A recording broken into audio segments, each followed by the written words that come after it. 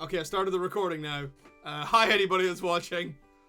Well, I didn't want to record the starting soon screen constantly, because, that's like nearly 15 minutes of basically dead air. Yeah, but you'd have had all of my audio, so it'd been fine. Yeah, and I had all of your audio, including you bumbling about 2 minutes before you got in. Yeah. And you talking to the dog.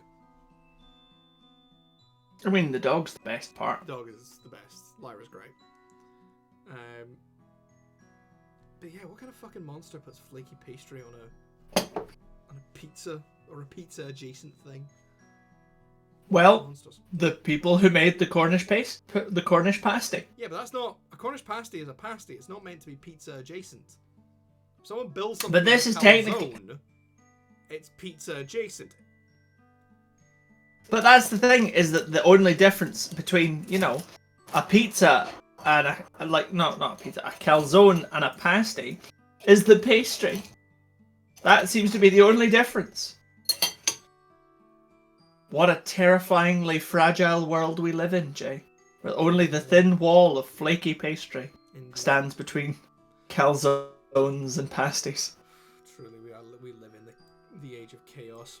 Well, we don't have a parliament anymore, so... We truly do. Well, this is true. It has been prorogued. It's been full of fucking rogues the entire time. To get Shakespearean on their arse, can you do me a favour? Can you load up Twitch? Because I had a quick check that this was all, broadcasting fine. I can't check the sound that way. Because it's all coming through my mic, through my speakers anyway. So because for anyone watching, this is because Twitch Studio is being discontinued as of yesterday. We're now using OBS because, Twitch Studio still works and it's a good piece of software. It's a shame not more people weren't using it, but if they've given up on it, then. And we're going to switch over to OBS because it was free and a lot of people use it. Yeah. Yeah. It works for me. And it's taken me all of about an hour to recreate some of our stuff, including our wonderful starting soon screen. And this, the making shit setup. And finally, Chris and I's cameras are the exact same size because I could be bothered cropping them. Delightful. Yeah. So, what am I doing? You're opening Twitch. Logging into Twitch. This is coming through. I try to remember my password for Twitch. It's been so fucking long since I've. No, it's because I'm logging in as me. Oh right, okay.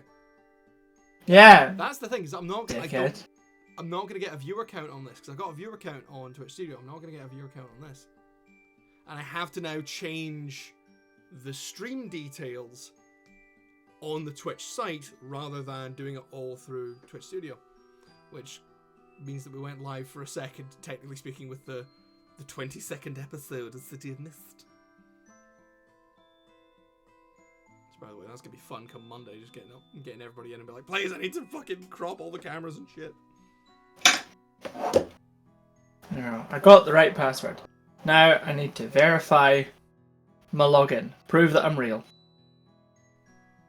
But yeah, welcome to the Friday night chill stream. While Chris is doing sneezing. This is why I normally have myself on push to talk, because I'm a mess. Yeah. We love you anyway. But yeah, Thanks. So the last couple of times we've done the Friday night creative streams, it's just been me, and I've been working on a little game project, and it's been very fun and it's been very nice, but I wasn't really feeling like doing that today, so take this off. I wasn't really feeling like doing that today. Just wasn't the vibe, and fuck it, this is supposed to be sort of being chill and doing something creative that we enjoy, so yeah, with whoever wants to hang out. And Chris and I both very much enjoy tabletop role-playing. That we do. Very evidently. We've done lots of it. Yeah, we've done quite a bit of it. what with the entire City of Mists series that we've been doing on our Monday nights, and also the shitload of D&D and a couple of other systems that we've both played off cameras. So I figured, why don't we talk about... Hang on a second while I unmute Twitch and mute you. Just, you know that way where it's like, damn, they're really, really trying hard to make bots sound like people? Yeah, I can see the chat now. I've got a proper chat window. And yeah, wow, that's just like... Like, let's have like an almost perfectly normal opener and then close it with like total fucking nonsense. Clear shite written by a bot with way too many old school emojis. I'm not seeing any emojis on the chat window, but it's... Oh, it's like semicolon bracket winky face. Emoticons, yeah. It's fucking the old school. It was the username that got me. That went, oh, exotic 174. No, yeah. You can find my stuff on YouTube by searching. I didn't actually read the Twitch username. Just scroll up like that. Yeah, Skate Bay 69. Look, I just kind of saw it in like SKBB. I was like, skip a bit. It's the scat man. If you use that username, you are either a Russian bot or probably 12 years old. In any case, I'm not watching your fucking content. Hey Jay, you want to hear something delightful? What? The sound works on Twitch. Good! I can hear me, I can hear you, and I can hear the music. You can hear the music? Yep. Good, because it's the same sort of chill background music that we use normally. Yeah, it's cute, it's twinkly. Yeah, it's the sort of general twinkly background music. To be fair, normally on nice. creative streams, because there's nobody else here, I just mute my desktop audio and have my own music playing in the background so I can work with music. But that's not that sounds like the thing to do. That's what I'm about to do. Yeah, but you're not the one actually broadcasting this. I know. I don't have to do the hard part. You put on as much music as you fucking like. You get the soul crushing part. You get chat moderation. Oh, fuck off. Means I've got to log back in as us. Alright, fine. Technical things. You could just ignore the chat. Pretend it's not real. It is an illusion. Created by capitalism. Chat is an illusion. Twitch chat's doubly so. Yes. Although I will say, weirdly enough, the word chat, in terms of addressing that, and because people are doing that in real life now, I've seen people putting that forward as like, I think this might be the closest we've ever come to a fourth person pronoun. Wait, as in like people like in real life are being like, I should refer to chat on this one. People in real life going, watch this chat, and just going. It's the closest we've come to a fourth person pronoun, and that's both horrifying and kind of magic. That is wild. Either that, or it's either the closest thing we've got to a fourth person pronoun, or we've got a new second person plural. Because linguistics is kind of fucking weird. Yeah. I've also now just bitten my lip twice. Well, that's why I've got two lips. Fuck. So you can bite each of them. Anyway, so today, because I didn't really feel like working on my little game project, not because it's dying or anything, but just because it's not what I felt like. And fuck it, these are meant to be like chill enough, and let's do some creativity stuff. Tris and I are going to talk about making a TTRPG. We're probably not going to get into the nitty-gritty of mechanics or anything, but we'll talk about sort of how we'll play, because we both really enjoy tabletop role-playing. And Chris, hi. Do you remember, probably a couple of months ago, I invited you round to my home in an undisclosed location? Oh yes, I did indeed attend your home in an undisclosed location. I was very confused. And we play tested a paper prototype for another side project I'm working on because I'm a workaholic. Yeah, he is. Well, no, workaholics go to meetings. Workaholics reschedule meetings because they're too busy working. But yeah, you play tested a paper prototype of a side project I'm making, and I had a fuckload of fun making that. I still haven't gone over the revisions from all the feedback everybody gave me. I still haven't done that. That's fine. There's no stress. Because this is loosely still set in the same universe as Old Alliance Games' upcoming I Thought There'd Be Stars, I've been doing a metric fuck ton of world building. Which I'm not We gonna love show metric you now. fuck tons. Um, Yo, Jay. yeah. I need you to verify that I'm real and fucking send me the code. Oh, fuck. Nobody saw that. Nobody saw that.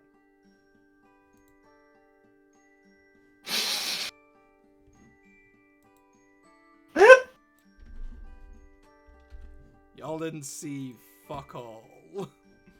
You're a fanny.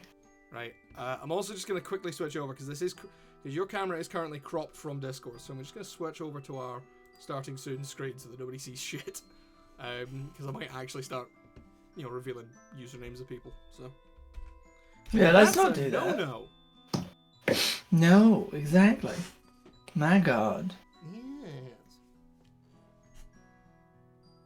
Because I'm sending in the code over Discord. Yeah, got it. Cool. Thank you for not breaching GDPR. And the back way, dude, I had to fucking, I had to go and formalize the legalese GDPR notice for the company's website this week. And I have never been so stressed about not getting something wrong in my entire life. And that does include my entire degree. I've never been so stressed about something like that. But anyway. We're so grown up. So having a GDPR policy. Mate, I have to get a GDPR policy in English and French. Thankfully, that's amazing. Thankfully, someone else is doing the translation because my French is only halfway decent. I'm good enough to navigate from road signs, but I'm not good enough to navigate by talking to people. That's entirely fair. Yeah. Also, the puppy has arrived. Oh, it is a puppy. Yeah. But anyway, nah, she's fucking off now. So, she's like, I got your attention. So, Chris and a number of my friends played a paper prototype of a side project we've got, which I've just called Project Starlight because am I fuck coming up with a more definitive name, because I'm kind of thinking of this because the game that we're starting with is called I Thought There'd Be Stars, having sort of the call it the sort of the Starlight expanded universe, and kind of because I want to build a bunch of shit in this because I've done a fuckload of world building and I don't want it all to go to waste, so I'm gonna make a bunch of stuff in it.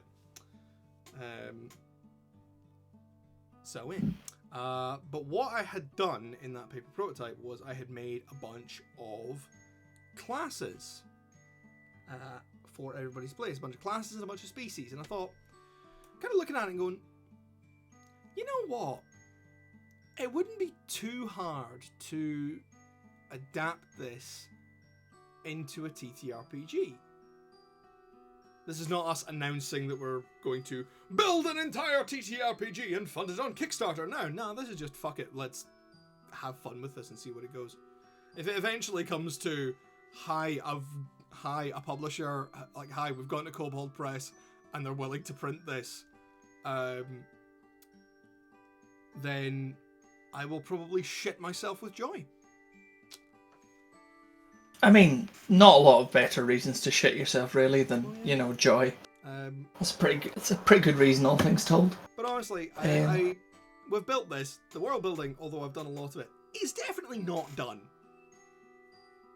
So I thought, let's make some general ideas. So what we've got is we've got classes, we've got alien races, because this is all sci-fi. We're talking full on, we're looking at sort of quite a grungy sci-fi world. The central conceit, because I originally was wanting to make like a turn-based strategy as my side project. Original conceit was kind of nobody uses guns in ship-to-ship combat because the chances of using a projectile weapon in a spaceship and killing everybody, including yourself, are really high. So we're not at the level of Star Trek kind of everything sleek and clean, phasers and all that shit. The basic gist of it is, and I'm probably going to be talking a lot about this. Humanity fucked the Earth to death, and yes. Yep. Sorry. Environmentalism. We're all dead. And then basically we got so desperate to the point where we were like, fuck it, we need to go and colonize other planets. But all the resources we've got left essentially boiled down to, we're going to build 21 colony ships, point them all in different directions, and fucking pray. So they just launched 21 ships off.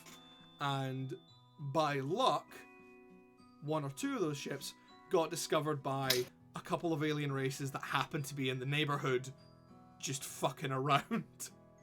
There's a lot of fucking in this universe. There's a lot of fucking in this universe. Because you know what? As much as I disagree with George R.R. Martin's policy that you should be able to see the lust on screen, a universe should be populated with characters who fuck. Lord of the Rings was. I mean, you know what? Gandalf definitely fucked. But Samwise Gamgee, half of his motivation was getting home and getting down and dirty. And the guy had 13 kids. How do you think he got them? Samwise Gamgee has 13 kids. That's wild. Yeah. And I feel bad for poor Rosie Cotton now. I mean, the way I saw it was a Tumblr post that says, But we've already had sex. Yeah, but what about second sex? Like, hobbits are fucking. And that's why they have such an idyllic village. Exactly. They just drink, eat, and fuck. Basically, yeah. Like, and Tolkien's entire thing was hobbits have it made. Yeah. Yeah, he basically presented the Shire as like, yeah, this is how we should all be living. It's fucking nice. It's chill. Absolutely. Nobody's Fabulous trying to kill pastoral each other. living. Yeah. Makes sense. Sounds Right. nice. This guy who fought in the fucking Somme. But we're not talking. But like, yeah, no. Anyway, so humanity left, got picked up by some alien races, got introduced to the galactic community as a whole, basically as refugees. There was a huge movement to go and collect sort of the remains of the arks that had gone out. A bunch of people died. One of the arks is fucking gone. Nobody knows where it is. Nice. Yeah, humanity eventually established itself on 2 planets and built itself up as a galactic presence. Eventually kind of spearheading a galactic coup. That's nice. Yeah, overthrowing the old Federation and form in place of the new Great Galactic Alliance, where basically what they did was they had a war which ended with them blowing up a planet. Oh dear. I've given a very arty name because I've got this whole twine thing of connected stuff. That's so big. Oh, honey, it is barely started. But the event is called the Shattering of Phlegathon because basically they pointed a super weapon at a planet and it broke. The planet just broke. Because I thought about, Star Wars. Star Wars. Yeah, when they first when they first, you know, they have the deck. Because I've told you about this. When they have, you know, the first. Yes, you have. You have. When they have the first unveiling of the Death Star, and they blow up Alderaan. Alderaan is never mentioned again, like ever. The closest thing we ever get to sort of the true impact of a planet getting blown up, is in Rogue One, the objective best Star Wars movie. Yeah. Fuck it, I'm right. Rogue One is the best Star Wars movie, because you get to see what happens when a planet gets blown up while people are on it. So I thought, right, let's see what happens. What's the actual ramifications of a planet getting blown up? But anyway, so humanity did that. The Federation immediately surrendered because holy shit, they just blew up a fucking planet. The Alliance then took control of the galaxy, destroyed the galaxy-wide internet that was made up of moon-sized gigacomputers. We'll gloss over that. And yeah, that's kind of where we are in the current day. Is sort of we've put the current day at roughly 2538 at the current sort of by the standard Gregorian calendar. Because here's the thing, Star Trek takes place in the 24th century, so why can't we do it in the 26th?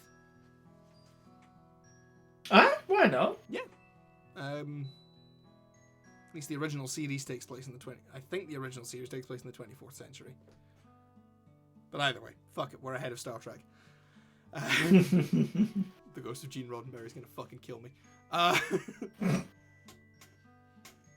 yeah, mostly we've got planets, we've got species, we've got classes, and we've got kind of I've got a bunch of ship classifications, I've got a bunch of planets, and just shit you can do. And I figured if you've got a big wide universe, why not give people a chance to freeform adventure in it? So TTRPGs are best for that. They do that. They do allow that freeform adventuring. Yeah.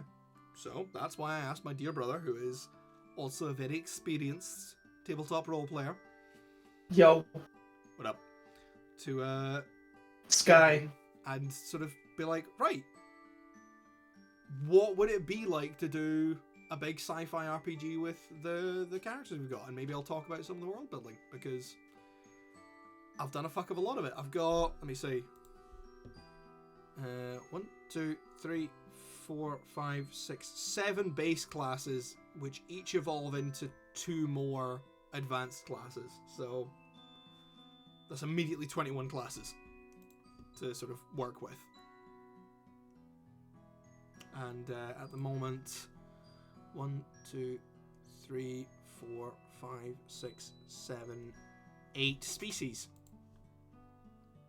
which I think might be more than are in the Dungeons and Dragons player handbook. So 1, 2, 3, 4, 5, 6, 7, 8, 9. Sorry, we're 1 short of the player's handbook.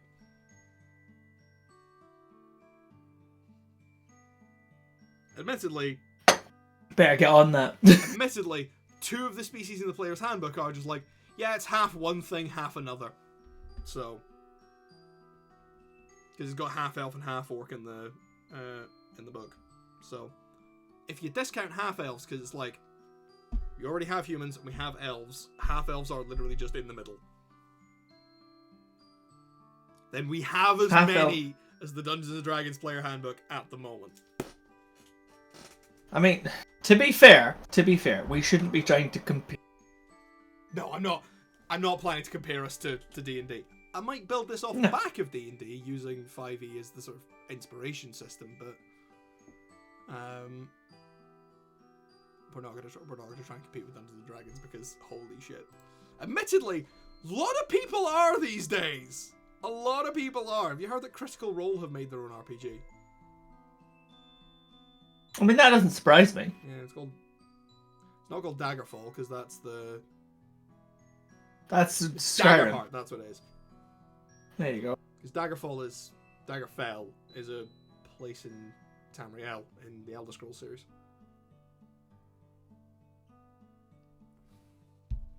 But yeah, so Chris, Yes, sorry, I'm catching up on Instagram. This is some fucking wild shit. Did you know that Trump got convicted? Yeah, Trump got convicted on all 34 counts. Felony He charges. absolutely did. Yep, he absolutely 100% definitely He fucking did it. concealed. Well, yeah, but what he fucking did was, concealing it's concealing payments to a porn star. Yeah, and he's probably not going to go to prison, but the point is, he's a convicted felon. Which... He is, in fact, now a convicted... Here's the thing. No, there's no law for this, apparently. But convicted felons in America can't vote. So why the fuck Shame. do you have to run for office? But apparently Yeah, I was sure that... This is apparently the first sure time that that a former president has ever been convicted of a crime. Oh, yeah. Because Clinton... But because Nixon was I'm impeached, fairly sure that... he wasn't... Yeah. He wasn't criminally tried as an individual. Yeah. So, But yeah. I was sure that criminals weren't allowed to run for president. I'm pretty sure they're not. I know.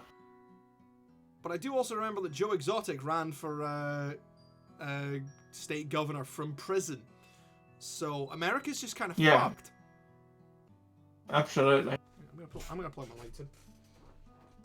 I'm gonna plug my twinkly lights in because I realize I'm a bit shadowed. Woo! That was a good pasty. A good pasty. It's not a calzone. Mm-hmm. Not a calzone in this one. Exactly. We were lied to. So, political troubles aside, what do you think being a... About calzones? I think they're great. I'm a fan of calzones. Pro calzone, right here. Ben Wyatt would be proud. I genuinely don't know if you've watched Parks and Rec, so you might not get it. I have! I love Parks and Rec. I got up to season 5. Fine, I'm sure I finished season 5. I stopped when the last episode I think I watched was the one where they went to London. Oh, there's more beyond that. I know, but I heard it all goes downhill and I lost interest. Honestly, it But- doesn't really. It's still good. Well, basically, at the point where... Because it was like, after... Oh, every single person's name has gone out of my head. After the nurse and the... And Rob Lowe. Yeah. After they left, I was like, oh, that's actually not great. And then, and then fairly soon afterwards, fucking Aubrey Plaza and Chris Pratt left. And I was like, I'm done. Oh, they come I'm back. good. Kind of. Oh. Yeah, I was just like, nah, I'm good now. I'm good. I mean, that's. I can. Yeah. Yeah, April and Andy were kind of similar glue. But Parks and Rec is a good show through and through. It does get a little bit less good when Pawnee stops being a shithole of a town. Well, that does take away everyone's, raison d'etre. Because they do it like Leslie becomes like the national director of parks, and then they do a That's time cute.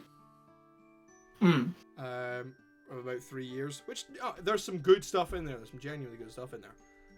But in that time skip, they make Pawnee less of a shithole. But anyway, what I was gonna ask you was, what do you think being an adventurer in this sci-fi universe would kind of be like? What do you think we can kind of do for doing a TTRPG in this universe? I mean, I'm very happy to, I'm a fan of space as a place for TTRPGs, and multiple races and huge variety of classes. Like, it works for me. Yeah. I very nearly played in a game of Starfinder. I was really excited for, actually. One of the things with Starfinder, and I'm presuming Pathfinder also, is that your specking of your stats and your skills and so on are a little more complex than they are in D&D. Yeah. It's like D&D gets complicated when you start thinking about all of the things you can do with the structure. Like, and in fairness, just to make clear, I've only played D&D 5e. I haven't played any earlier editions. Which I understand that 5e is sort of the least complex version that we have. Yeah. So like, yeah, 5e is very beginner friendly. Yeah. It's in a way that Starfinder is not. Yeah, because Pathfinder was because they made D&D 3.5. They did 4th edition, which didn't do so well. Yeah. And then like Pathfinder, I think Pathfinder 1st edition got made a bit before 5e, and it was sort of like the people who wanted to harken back to 3.5, which was very complicated and a lot of branching stuff. I've looked a little bit into 3.5. There's cool stuff in there. Like they really went ham on the skills. So if you wanted to be I've heard that specialize in stuff, you had that option. That was really cool. But then like 5e was like, okay, we want to get more people into the hobby because 4th edition bombed. Yes, which is fair, and I think they did a pretty good job of it. And then we're 2 editions of Pathfinder now. Yeah, we're 2 editions of Pathfinder. I think Starfinder is a direct adaptation of Pathfinder 1st edition into space. Yes, I believe that is the case. But yeah, I think it's a good system. But it's that I think there is. My point here was that I think that there is because space is so big and it's got lots of space in it. There is a temp. Yeah, space is full of space. Who knew? There's a temptation to overcomplicate things. Okay. Yeah. So, and in a way that I think there isn't in a low fantasy setting. Like high technology sci-fi is, I think, just instinctively feels more complicated than low fantasy. There's more of a I always feel this with sci-fi is there's always more of a desire to explain how things work, rather than in fantasy where it's like, oh fuck it, it's magic. No. Right? This is why I like love authors a like good hard magic system, but there's not really it's with technology. It's always hard. There's never like soft technology systems. Yeah, well, I think some of the less reason for that is there's less of them. There's not none of them. There's less. Yeah. But I think some of that is just like it's the Tolkien, like the fantasy that explained every branch, rock, and tree. A lot of it stemmed from Tolkien. But Tolkien also didn't explain how the fuck any of his magic worked. Yeah, because Tolkien went mental on the world building, but none of his magic is explained. Yeah. It's just like, boom. Yeah. And the closest you tend to get with kind of soft systems in sci-fi are... There's occasionally like bits of hand-waving, like how biotics work in Mass Effect. Yeah. Because they're like, you're exposed to element 0, you have psychic powers. Or you get something like the Force in Star Wars, which is basically, I believe what Yahtzee said was all-purpose cavity plot insulation. Yes. Just stick it but then you also, I think you also get books. I think particularly in literature, I think you get things like Anne McCaffrey's. Anne McCaffrey's The Ship Who Sang, specifically, not Dragons of Pern, which is about discovering all of the technology, but specifically The Ship Who Sang and the various books that sprung off from it that she co-wrote with other people. I read one of the semi-sequels. I've never read the original. It's beautiful. I love it. It's one of my favourite books. But one of the very important things that they don't do in that is explain how anything fucking works. Yeah. Because that's not important. The important thing is the interpersonal relationships. You know, so they don't explain.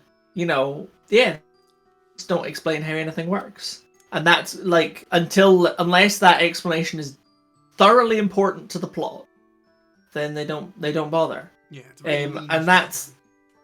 yeah, and like that I think is the essence of soft sci-fi, is where the high technology is just the thing that gets the plot to where it needs to be. It's not like, you know, if you look at things like you know, like kind of cyberpunk-esque futures and kind of Blade Runner and those kind of like more gritty sci-fi things, where like a lot of the technology is and the themes around the technology are integral to the plot and the world building, so you need to go into them. You know, something like The Ship Who Sang, actually, the only important thing you need to know is that there was a baby. Baby is now a spaceship. And that spaceship has friends.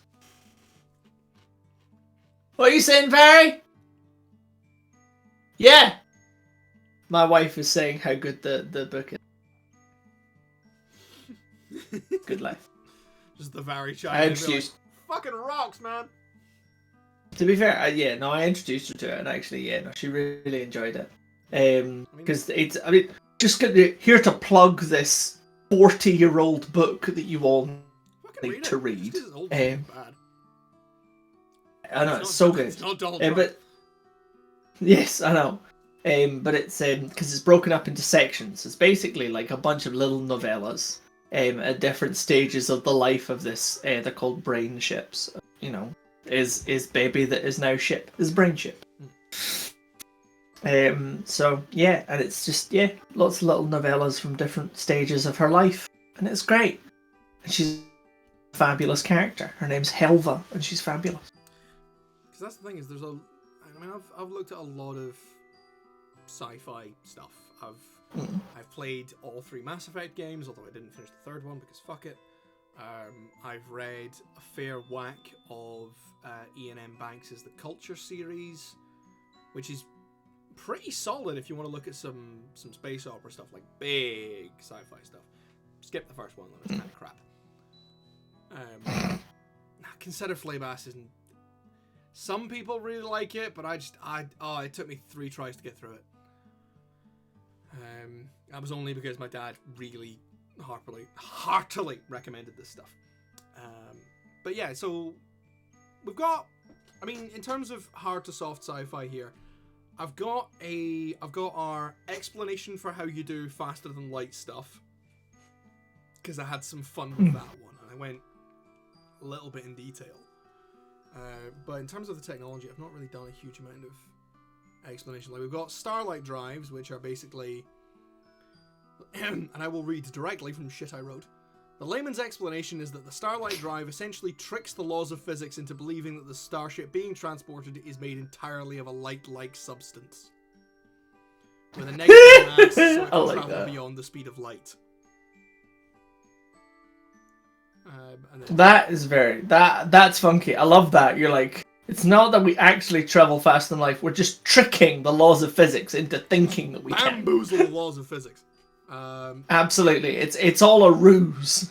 Yeah, but there is also the a different kind of warp drive, which is like, look, we need to build something really fucking big and move that. Which is basically like, okay, we found out that it's not actually mass that's the problem because we're converting it to light, but with volume, there's only an amount we can do that with. So if something's got basically more volume, then we need to use a different form of fast as light travel. And also I took a full leaf out of Mass Effect.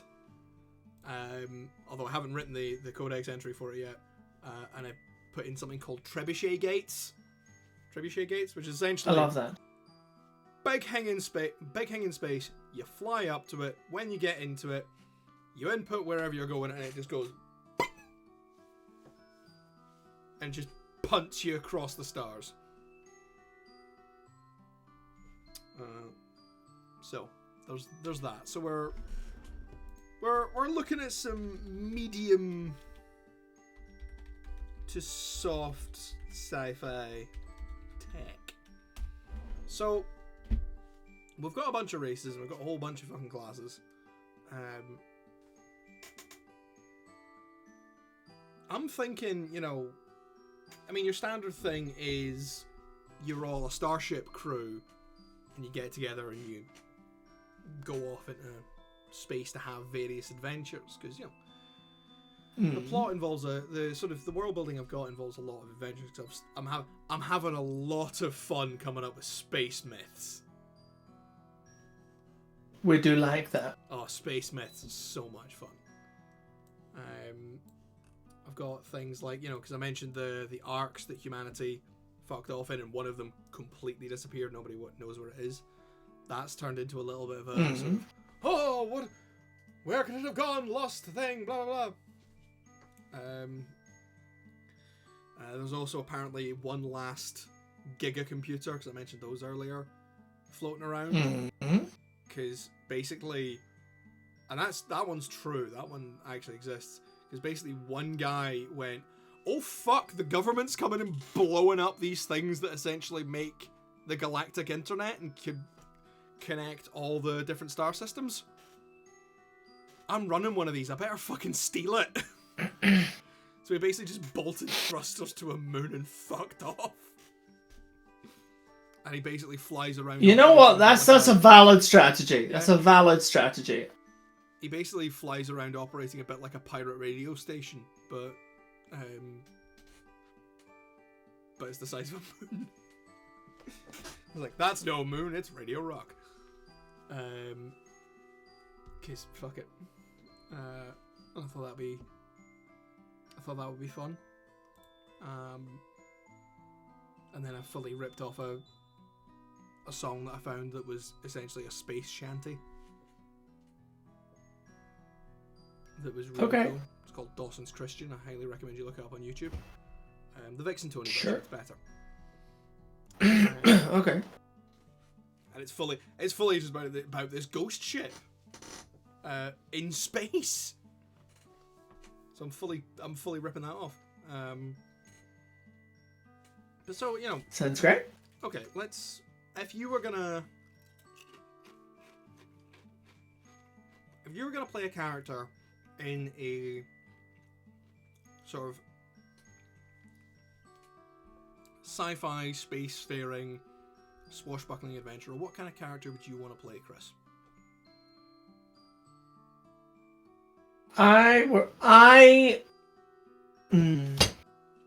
Specifically spacefaring swashbuckling type adventure. Maybe not swashbuckling adventure. Depends on your DM. I am a great lover of a character, particularly in like sci-fi settings. I like the idea of like grand larceny. But like, you're not stealing a car, for instance. You're stealing a spaceship the size of a small city. And you just pilot it away like, wahoo! I love that idea. Or sneaking into said spaceship and stealing one thing and flying out of said spaceship, in a truck with booster rockets. Just like a fucking lunatic. I'm like, that's my character. I like. I have actually got classifications for the sizes of spaceships. There's like 11 of them. So, okay. Out of the characters, weirdly enough, out of the 7 classes I've got, I haven't actually really got a thief class. Someone who's got very much built for sneakery. How do you not have a thief class? Well, the closest I would have would be the Corsair, who is sort of your very agile fighter. But they're still geared towards doing combat, but just being very fast at it rather than being very strong. Fair. Or maybe the hacker, who is fairly self-explanatory. Their job is to go in and blow up technology. Yeah, I mean, I suppose,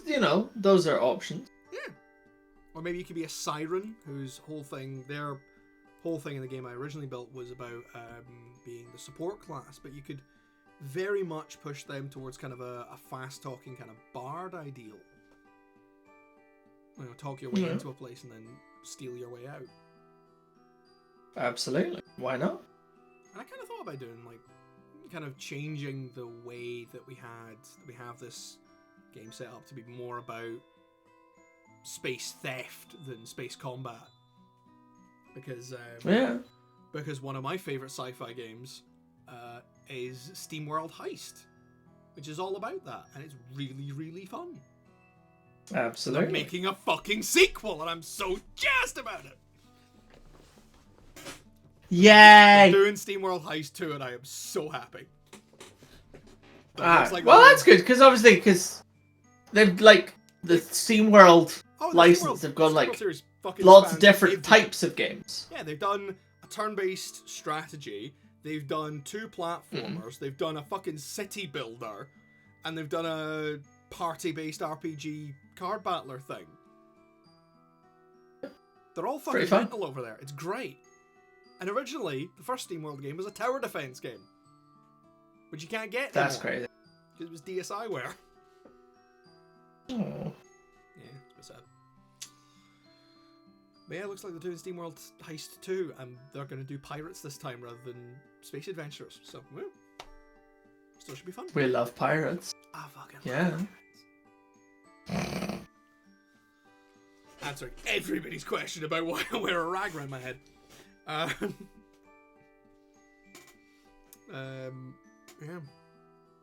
But yeah, so, you know, if we're going to be talking about building, you know, turn-based tabletop role-playing in a sci-fi setting, so you know, you like the idea of being sort of your space hooligan kind of thing. Aye. Partly because, you know, I have greatly fond memories of you and I playing Star Wars Battlefront 2 and, you know, just heisting into other people's massive spaceships. Yeah, because the usual practice when you and I were doing that was I would stay outside in a big fuck-off bomber and blow up shit from the outside. And you would just fly in, place like fucking deck packs and shit around, and steal somebody's ship and just fuck off back into space. Absolutely. What's not to love? And it was always really fun going up against the CIS, the droids, because sometimes with air cruisers, you could just get to a point where you could just boost and go and just fly through their hangars out in one end and out the other, and that was always really cool. Yep. It was class. It was great. So much fun. Yeah. Speaking of, you need to download it on the Switch and we need to play it together.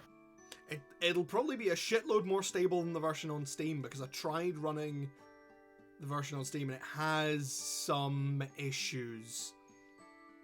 Well, that's why I sent you the link on Switch, because I was like, it's here. We can do it now. And I forgot about it. Yeah.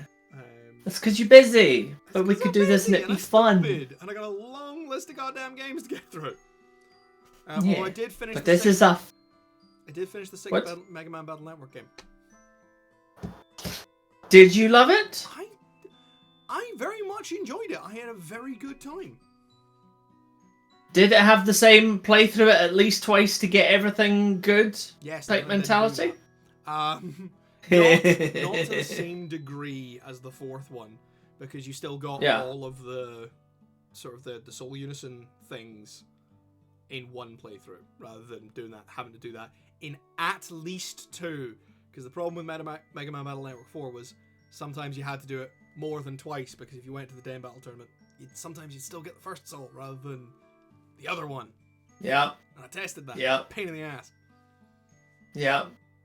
And then so much side stuff as well in Battle Network 4 that was just like, you need to do this again. You need to do this again and again, or else. There was less of that in 5 and 6. Because clearly some people complained. I mean, that's fair. You know, the world only has so much time, and I personally never beat the final boss in Mega Man Battle Network 4. I never got the rhythm of it. No. Because I beat it once. I'm sure you'd beat it at least. Also, no, I've never beaten Duo. You've beaten him hundreds of times. I've never beaten him. Well, do you want to know a really fun thing, Chris? Go on. I have your copy of Mega Man Battle Network 4. What? Why do you have it? I don't fucking know! But I have your copy of Battle Give it Network 4. back! I found it in my Fucking XP. give it back! Yeah, of course, man. I will go and I will play it on my GameCube, and I will beat Duo. Yeah, fuck yeah, man. To be fair, it would be so good on the big TV. I'd be so one of the up for reasons that. why I bought the Battle Network Legacy Collection. Yeah. Because I could Have it up on a big screen. It's good. Yeah. It's the Bitches love big screens. The Legacy Collection is worth it. Because it also includes a bunch of stuff that we didn't know existed. Because they apparently at the time when it was released, they did a whole bunch of like physical promotional stuff that you could like scan. Ah. Yeah. Nice. And they've just included that as But digital downloads. It's really fun. Varys just messaged me to be like, the fuck does Jay have? And I'm like, he has my game! I want my game back! Mega Man Battle Network 4, Blue Moon Edition specifically. Worst part is, I don't know where mine is. I don't know where my copy of Red Sun She is. just screamed back, nerd. Yeah. I don't know where my copy of Red Sun is. It's probably, to be fair, it is probably in this bag. What would assume so? Because that's where I kept them, but still. Anyway, we're talking about TTRPGs. Not old Game Boy games, which, to be fair, are fucking great and still hold up to this day. Absolutely. Well, this is what legit more than I don't think I've played. I got a bunch of new games for the PS4 that I do need to play, and instead I've just been playing Pokemon ROM hacks. This is the thing: is this whole list is my media list, and this column down the middle, and at the top, are all games that I have on my PC. I have finished one of them, and that doesn't include the list of Switch games that I've got. Because next on my list for Switch is Triangle Strategy, and I'm terrified to start it because I'm pretty sure it'll eat me. Yeah, we need to get that. To be fair, I like Vary played the demo and she said it was just brilliant. I played the demo as well. I had a lot of fun with it. Things I've got Triangle Strategy, I've got Tactics Over Reborn, and I've got a couple of other turn-based strategy games, which I think I can put down as maybe my first or second favorite genre. I just really like them. I mean, what I've got sitting waiting for me on the Switch that I need to play. Do you want to come up? Do you want to come up and say hi to people on the stream? We got a Lyra? Yeah. Has we got We've got a Lyra. You want to? Yeah. Yeah. Oh, it's a doggo. She's a doggo. Isn't she just the cutest? She just the cutest. I know what I've got waiting for me on the Switch is Pokemon Snap. I do have new Pokemon. Which I've never played before. I've got a physical copy of new Pokemon Snap. Same. Very excited to play it. I bought it because I was like, I need a chill game to play before I go to bed, and I never really picked it up. I mean, that's yeah. I was like, I would like a nice, relaxing, nice game to play on the Switch, and this is it. And after Legends of Arceus, which I have now finished, being able to it's so good. Being able to like see Pokemon actually properly interacting in a world, it's just magical. It's just magical. It's so good. I mean, Legends Arceus just fucking nailed it. I mean, there are definitely improvements to be made. Oh, massively, but you know. But it was like that was absolutely the right direction for the Pokemon Company to go in, and that was I said this when it was first announced. I was like, the really crappy open world they did in Sword and Shield was, that was the beta. Yeah. And if Legend Arceus was good, Sword and Shield would be forgiven. And I was right. Well, you didn't forgive Sword and Shield. Doesn't change the fact. No, I forgave them the open world. I didn't forgive them how fucking awful the story was. Yeah, the story mode and the mechanic and honestly a fair chunk of the Pokedex. Sword and Shield does not have a good Pokedex. It's not like Black and White, where I wasn't a big fan of the games initially, and then when I look back I went, man, they introduced some really fucking cool Pokemon in this. Sword and Shield has... Yeah. Sword and Shield introduced Snom, though. I mean, Snom is great. Snom is great. Snom is great. And I like Dubwool. And Centiskorch. Centiskorch is alright. And Dubwool. Dubwool's great. Centiskorch is great. Fuck off. Centiskorch is fabulous. But Dubwool is great. Yeah. Like them and Dragapult, if only because Dragapult has that excuse of flinging its kids at people. I fucking love Dragapult. I desperately want to train a Dragapult, and I've never gotten one to train, and I'm like, I desperately want one. Yeah, but honestly, beyond that, most of the Galarian forms were kind of I didn't like. Yeah. I don't like that Pokemon is starting to do DLC as its sort of main supplementary stuff. I don't like that. I prefer that to releasing a third game that is previous ones, but better. Yeah. Like I am in favor of the DLC. I'm in favor of the DLC. I think it was the right move. And it saves a lot of nonsense. Like, I am still of the opinion that fucking Ultra Sun and Ultra Moon should have been a DLC expansion. It should not have been a full fucking game. I mean, it does at least mean. And I've now played Ultra Moon, and I think it's brilliant. I think it is a big improvement on the OG Pokemon Moon, but it's mainly story, and you absolutely could have done it as DLC. Because that's the thing, is my main gripe with Sun and Moon was the fact that the play space was actually really small. Yeah. The world was really small. And so it meant that you were compressing an entire Pokedex. And the thing is, the Sun and Moon Pokedex is pretty cool. You get things like Vikavolt and Beware and Drampa, and there's loads of really fun stuff in there. I love Galissapod. But then, of course, you and I have opposing views on this, because I like that they had such a dense ecosystem packed into such a small space. Because I always think that it's a bit silly to suggest that, en route, whatever the fuck, you will only catch 2 types of Pokemon. Yeah. I did actually, there's a really fun little piece of design on Pokemon Sun and Moon. Really fun little piece of design, which is a really good thing for introducing people, because they never tell you this.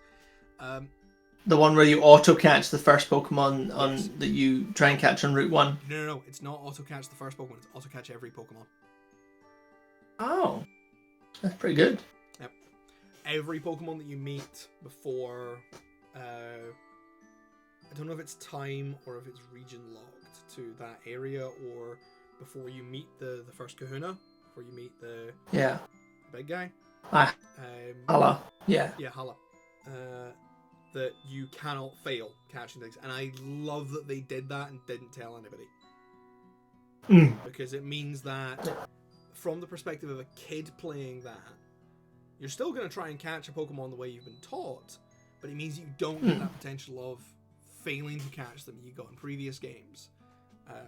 Where the RNG might just be a game. Because it feels really shit if the first Pokemon you try and catch escapes. Yeah. Or you have to burn 5 Pokeballs to do it. Yeah. Because... Yeah, exactly. Because I mean, you think about, Gen 2 particularly, the catch rates I feel were always quite low. Catch rates and the level curve in Gen 2 are a bit... Well, the level curve was bad specifically for, training purposes. Yeah. It was a very grind... I mean, and Gen 2 is my favourite generation, but it's very grindy. Yeah. What were we talking about? I don't know. We were talking about TTRPGs at one point. I think we got lost. TTRPG, and then we got immediately sidetracked onto Pokemon. Completely sidetracked. Why? onto the other thing that we don't shut up about. What else was going to happen? So yeah, this is I have a puppy, and it's like having a real life Pokemon, but she doesn't say her name, and she doesn't fight my enemies. She's just cute and snuggly. No, she fights her enemies. She does, and you know who her enemies are? Ball. No, she loves the ball. She loves the ball so much. Ooh. You're right there, puppy. Yeah? You okay? How you doing? You can get down if you want to. I won't stop you. We're gonna zoom Chris's I'll camera be and just be like, whoa, sad look at the puppy. though. Look at the puppy. Yeah. Yeah. I think she can hear you. Oh, she's a good girl. Hello, Lyra. Yeah. Yeah, Lyra. They can see you on the camera. Yeah. You're a good girl. Oh, what a girl. Yeah. She's just a fuzzy little lady. Yeah, she a fuzzy little lady. Yeah. Yeah. So the few times I tell you she's too small for the medium-sized dog harness on its smallest setting. Sheesh. I was gonna say, it's the And first collies generally like collies are generally like medium-sized dogs, time. but she's just a really small collie. Damn. I think it's because her mum saw her, because she's. There we go. Oh.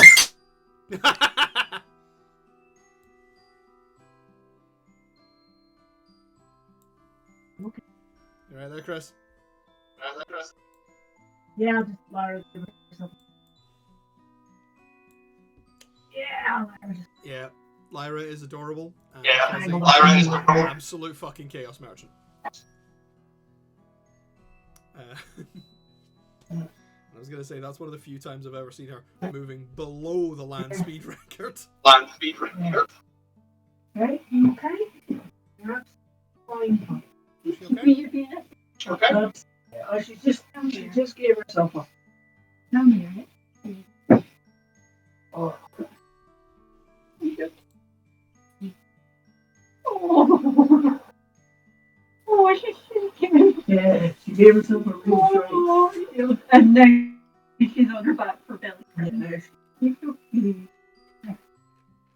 If I've broken another one of these. Okay. You've got 2 more in the car now, at least. Yeah, I know. I think there's some dog meat. Let's see. Fortunately, this fellow. Are you okay? Look over here and immediately away is something to say. Sorry. Hey.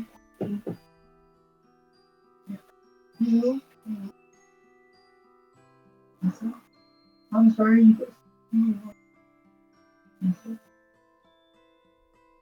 Tell you what, see, bring the stream back. How about I give you a question from the Pokemon Ranger? We were not really talking about Pokemon, but okay. I mean, it's really stupid. You need to find this. Come on, this is I can barely hear Michelle. She's. Oh. Right, sit there. Okay, I'll sit in so the microphone's pointing at. Yeah. Hey. Oh, actually, it'll be that microphone. That's the problem. Hello. All right. So, hello, Michelle. She's left me. Which Pokemon is it? Shello. Oh, very good, very good. Shelmet. But no. Okay.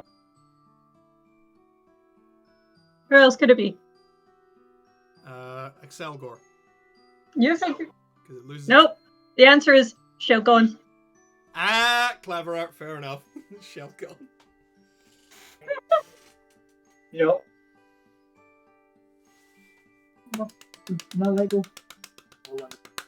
I was thinking more Pokemon instead of puns. I don't know where she went. She left when you came over to the day and do puns. Is Lyra alright? She's okay. Just gave her something. Did she smack her head? No, she didn't smack her head or anything. I think it was just because her legs were pulled up and my whole. I didn't get any of that. So. Oh, that's because it yanked out the laptop and it changed audio device. So. Please hold Hang while on. we experience Let me just- gun-related technical difficulties. Right, can you hear me back? You're still quite Oh, muffled what? and quite quiet. Uh, I can still hear myself echoing. yeah. Oh. Yeah.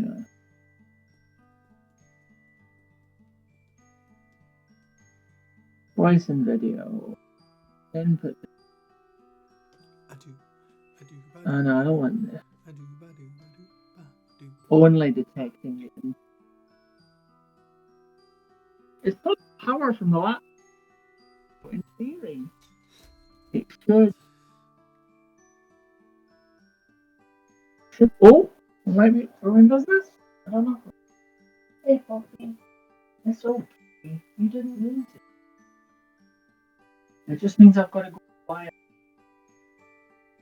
Hey, you're fine. You're okay.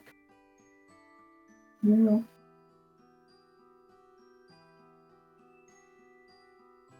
Yeah.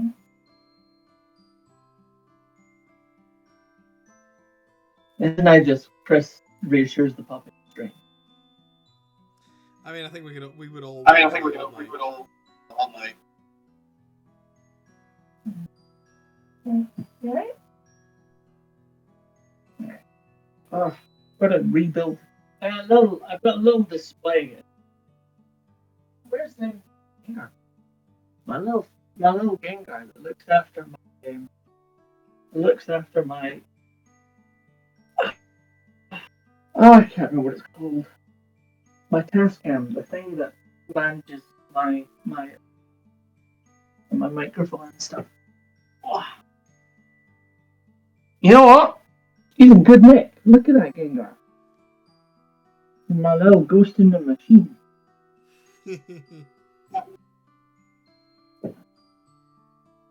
Oh. Dear me. Dear me. Oh.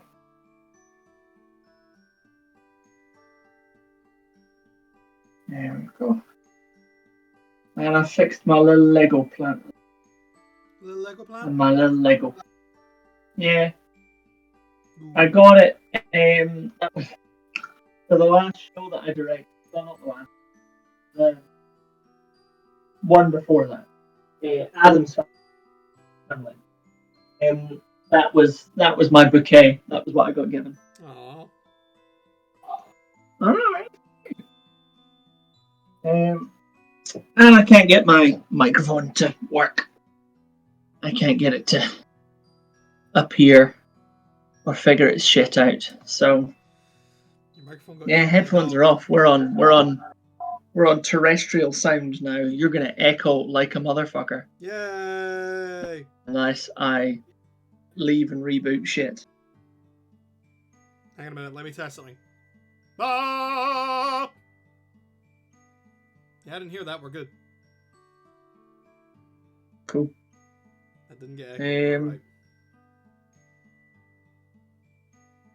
There we go.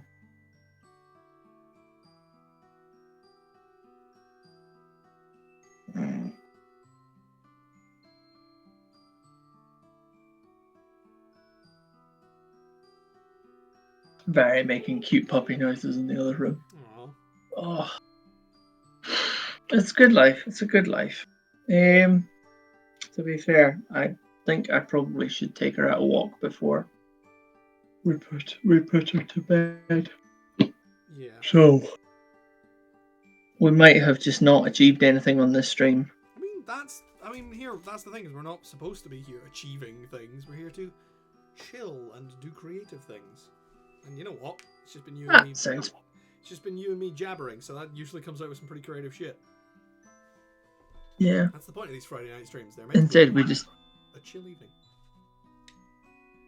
indeed, and then we decided to put an RPG in there. Well, I decided I want it. Like, you know, it's supposed to be like I'm making a thing, and y'all can just kind of hang out. And I didn't want to do any game development tonight, so I thought let's look at what a TTRPG would be kind of like. So yeah, no, I think so. Yeah. So we've got a bunch of species. We've got people, we've got robots, I've got lizard people, I've got tree people, I got gas people, I got goo people, I got sloth people, and I got kind of crystal people. I mean, that's all your major food groups. That's all your major food groups. Because it's you got when you're making alien races, you should make them like alien. Like the Elcor and the Hana are in Mass Effect. I mean, or make them incredibly normal looking, but with weird fucking hobby.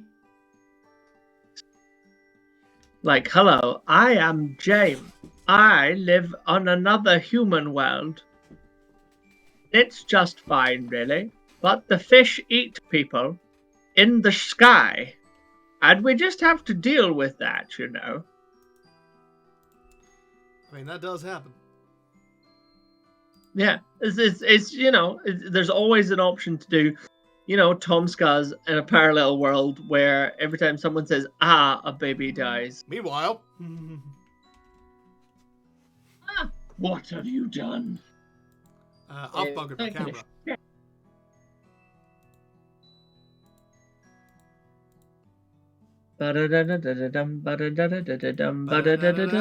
Jay's camera. Yeah, it's a bit fucked, isn't it? Well, that definitely sounds like the time to end the stream. Bye, guys. It was fun. It worked. Back. Yay. We did technical difficulties. We did. See, the stream is complete. We have achieved everything that we should. Exactly. Bye. So yeah. Bye. So, brother of mine. Yes. We have a great many tabletop role-playing games in the market at the moment. If you're looking for horror, you can play something like Call of Cthulhu. If you're wanting kind of superheroes, you can play City of Heroes or City of Mist. Mutants and Masterminds or City of Mist. You have... There's also a comic book one that's funny. Mutants and Masterminds, I believe, is direct. No, it's No, this isn't. No, as in like a third party. They made it like. I can't remember what it's called. I used to. In fact, I might actually still have the. It's a lot of stuff. The rule book for it. But the point is, let me just. We've got a lot of. There are a lot of tabletop role-playing games out there to cover a lot of bases. Here's the thing. There's not really many that have properly caught on. Cartoon Action Hour. That's what it's called. Okay. There's not a great many that it's have funky. Really caught on as sci-fi. The only the only one that I know that isn't like a direct adaptation of something else to sci-fi is a game called Mothership, and that's very specifically about doing sci-fi horror.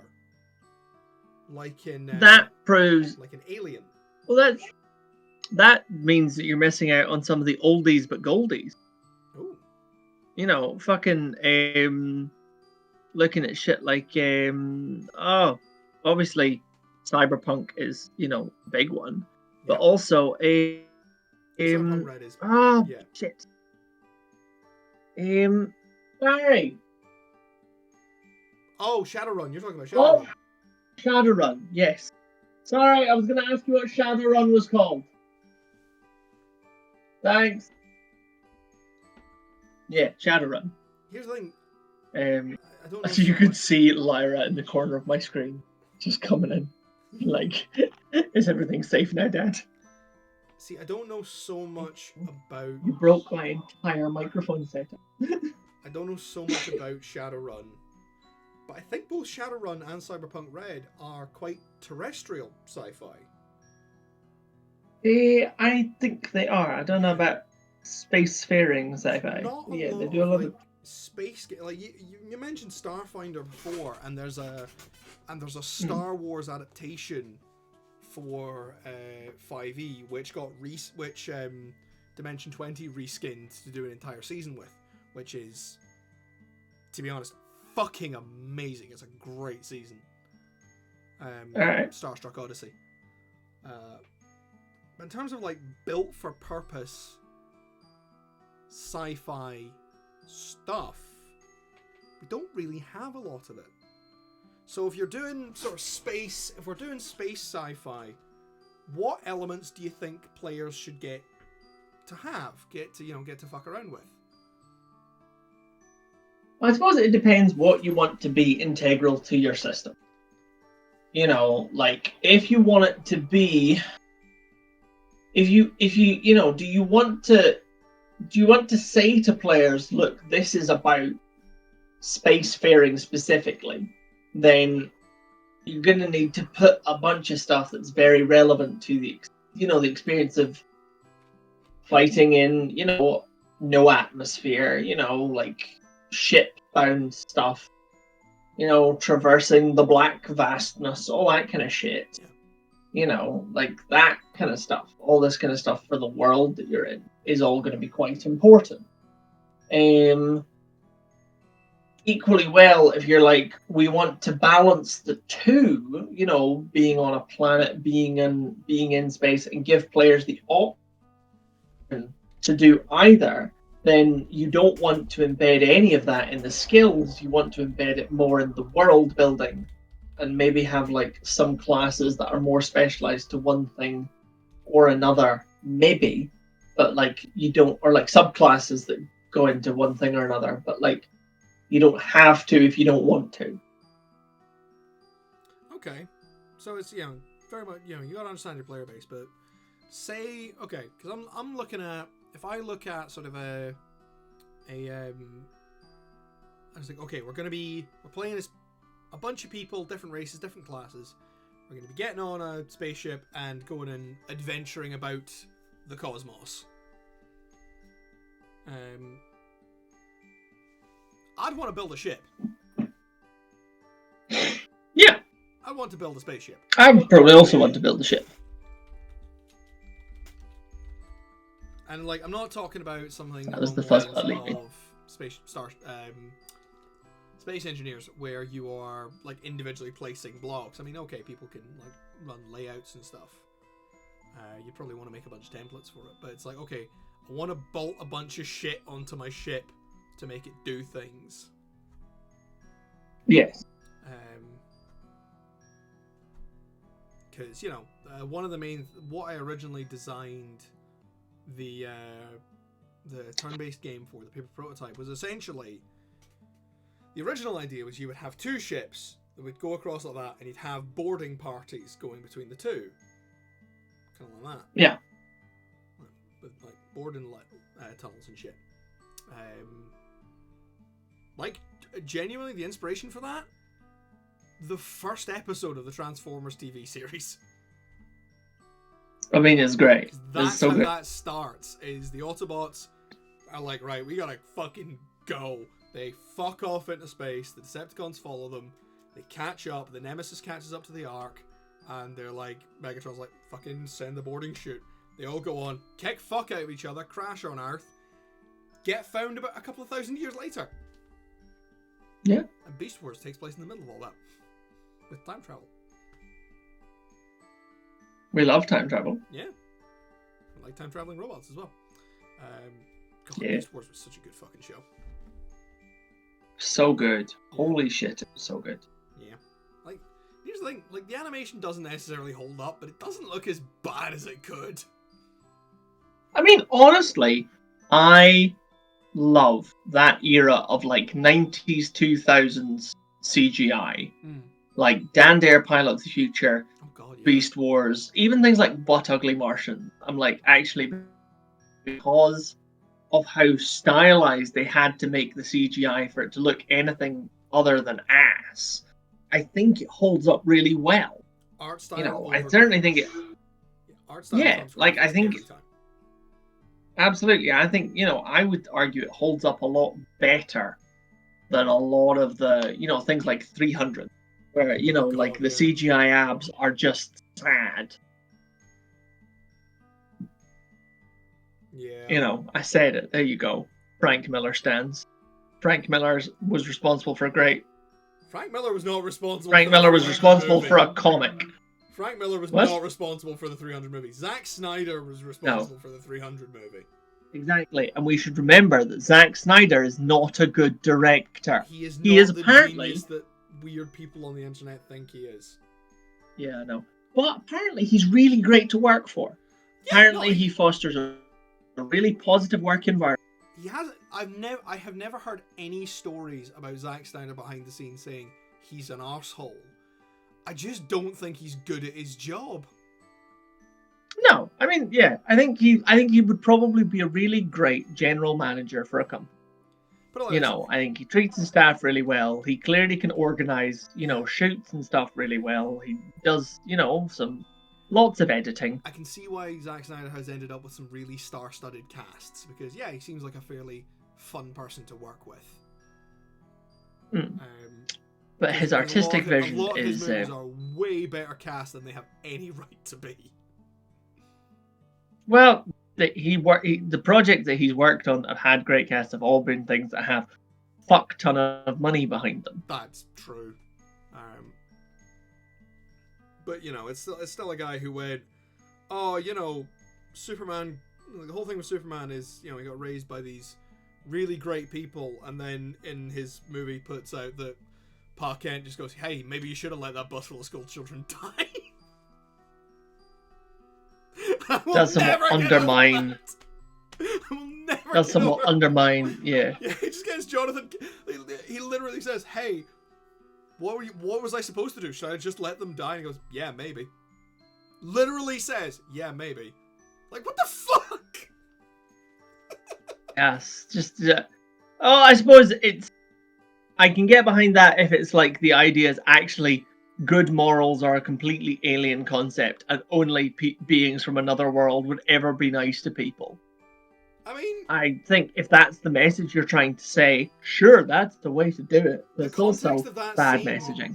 The context of that scene is about Superman hiding his powers and being safe. Yeah, it's not. So that's none of that. It's fucking bad. Oh well. Like, Zack Snyder stopped making films. Found a company that does like ethical coffee or something. You'd be great. Zack Snyder, start a production company and be a manager. Yeah. Be a manager. Oh yeah, do that as well. Absolutely. Produce impose films. Your ethics on people. Just don't impose your directorial style. Because it's distinctive. Absolutely. We demand that Zack Snyder heads the studio and fucking, implements change. Yeah. Makes things better for the workers, whilst also not being allowed to engage his artistic vision ever again. Put it like this. Just Zack Snyder, if you're watching, because I know you watch our channel. Obviously. Billionaire Zack Snyder, you watch our channel. Consider yourself the Uber director, and so you should have a bunch of other directors working for you, who all have their own different takes on it. Clearly, not up to your standard, but you should, make sure that they treat people right, but let them do the things, Because, you're clearly too important to go and do actual directing, right? Right? Yeah, I just need you to know that when you called, fervent channel subscriber, Zack Snyder, who is one of our biggest fans, Of course. the Uber director, all I could think was, ja, the Oberführer? And so Godwin's law has been proved correct once again. Yeah. You're only ever 7 clicks away from. Do you know what the worst thing is? I was already one step ahead of you because when I called his style distinctive, I was going to say, but Hitler was also quite distinctive. He just feels like just because you have the distinctive style does not mean you must shoot the Jews. We're not doing it. We're not Daniel Sloss. Means you must gas them instead. No, I'm sorry. We're not Daniel Sloss. We can't pull off ice cream for the Juden. Okay, we can't. I mean, that's such a good joke. It's so such a good.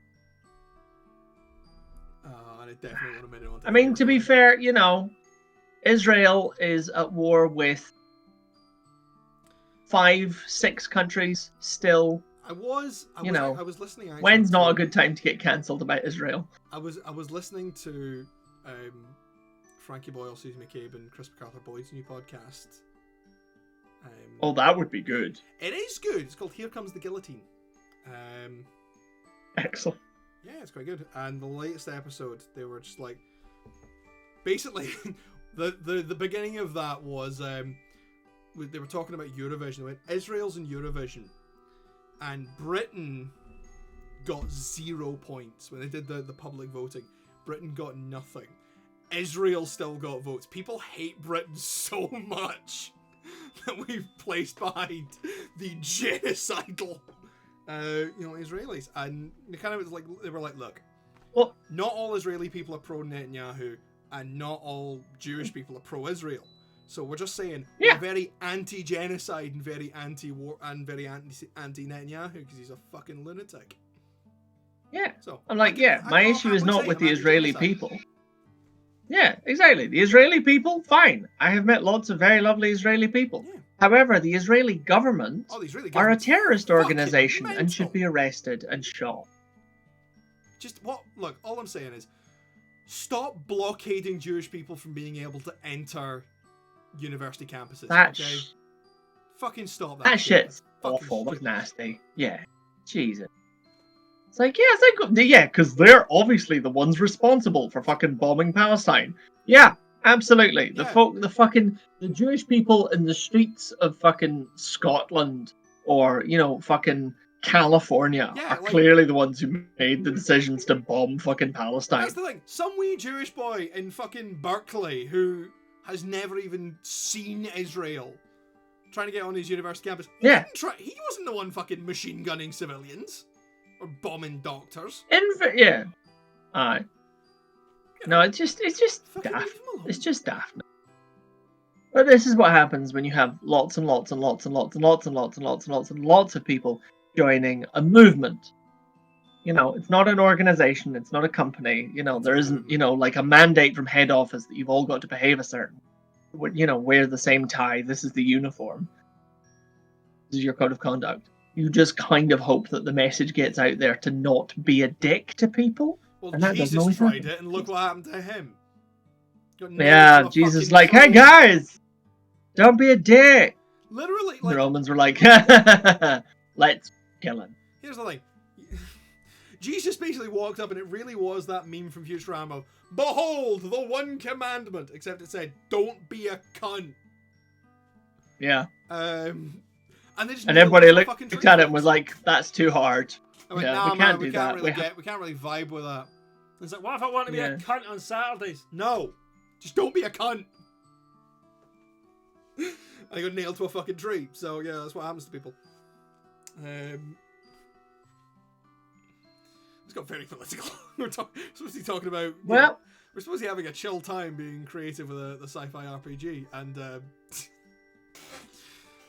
supposed to be talking about space. To be fair, and we got onto Hitler and Jesus. 20 minutes ago I was gonna leave and take the dog for a walk. You prolonged this. I blame you. Yeah. Well, I mean, I'm probably not gonna continue this solo, so. That's fair and reasonable. I think, to continue this solo at this point would just become a soapbox. And you know what happens to soapboxes? They get washed. Well, that's the thing. It wouldn't be a soapbox. I'd actually get some fucking work done. But it wouldn't be as interesting. So. I got accused of being windswept and interesting the other day. What? You're accused of being Billy A la Billy Connolly. Accused of looking and sounding like him. I still find it weird that you are now the brother with the longer hair.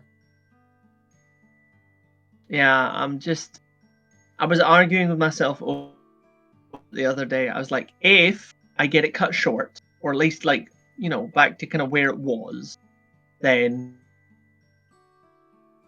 I have to commit to going and finding a hairdresser. Or I can keep it long for the rest of my life, fucking never, ever, ever, ever have to face up to, the consequences of my action and just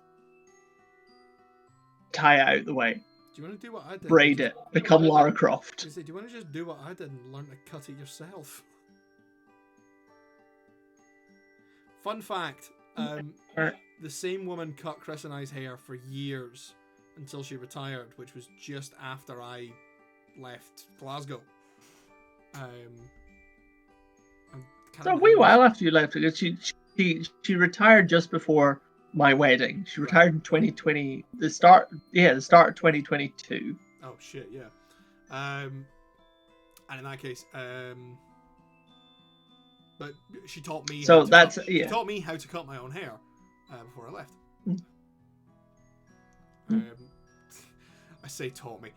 What I mean was she sent Chris round and said, "Get him in here, and I'm gonna have a word with him," because she found out I was growing my hair out, and I was just like, right, if he's leaving town.